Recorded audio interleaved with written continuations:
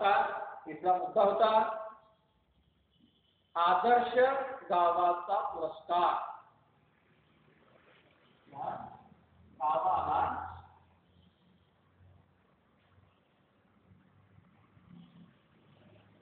आदर्श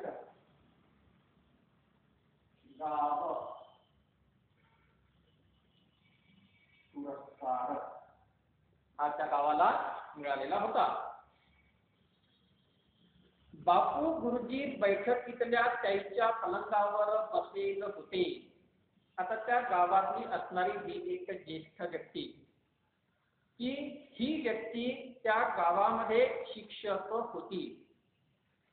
हे बापू गुरुजी त्यांची जी बैठक आहे, त्यांच्या बैठकीमधला पलंग आहे, त्या पलंगावर ते बसलेले होते.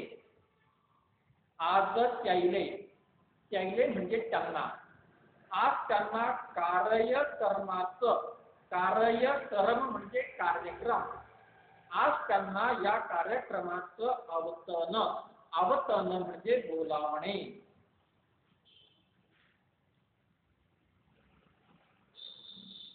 अवतरणाचा अर्थ आहे बोलावणे. या बापू गुरुजींना त्या कार्यक्रमाचं आज बोलावू होतं. याच कार्यक्रमामध्ये गाववाल्यानं त्याचा सत्कार करण्याचं ठरवलं होतं.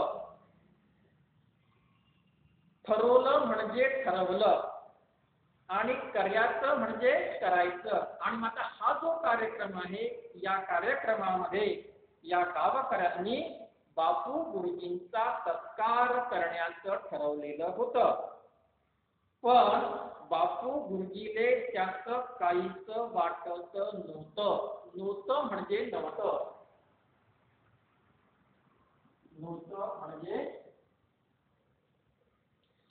नव्हतं. परंतु त्या कार्यक्रमात आपल्या असणाऱ्या सत्काराचं याचा कुठलाही जो आनंद आहे, तो आनंद या बापू गुरुजींना वाटत नव्हता. पण आज राहू म्हणजे राहून त्याईले झाल्या गोष्टी सतावत होत्या, की पूर्वी घडलेल्या जे प्रसंग आहे, पूर्वी घडलेल्या ज्या गोष्टी आहेत, त्या गोष्टी मात्र आज त्यांना आठवत होत्या. उबा जलम म्हणजे संपूर्ण जीवन, उबा जलम म्हणजे संपूर्ण जीवन त्याईनं गाववाल्याची सेवा केली होती. त्यांच्या संपूर्ण जीवनामध्ये त्यांनी या गावाची सेवा केलेली होती. त्यांच्यासाठी रगत आटवलं होतं आणि या गावाकरता, या गावाच्या विकासाकरता स्वतःच्या रक्ताचं पाणी या बापू गुरुजींनी केलेलं होतं.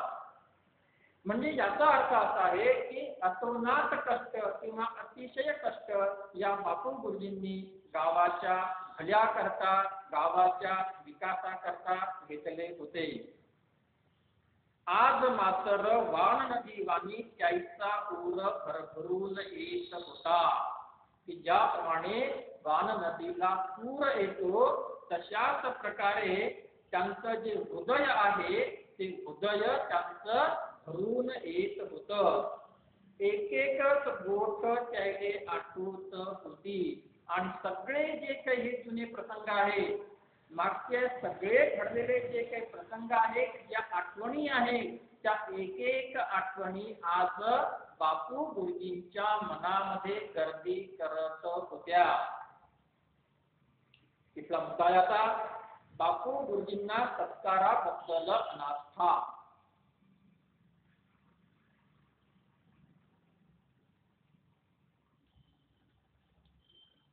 बापू गुरुजींना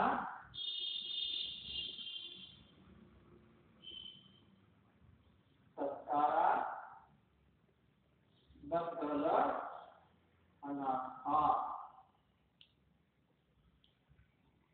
ज्या व्यक्तीनं गावाकरता आपल्या रक्ताचं पाणी केलेलं आहे, त्या गावाला आज आदर्श ग्राम पुरस्कार भेटल्यानंतर खरं तर मात्र त्यांना आनंद व्हायला हवा होता, पण मात्र त्यांना आनंद झालेला नाही. आणि राहून राहून ज्या ज्या जुन्या आठवणी आहेत, जे जुने प्रसंग आहेत, ते प्रसंग मात्र त्यांना ते आठवत होते.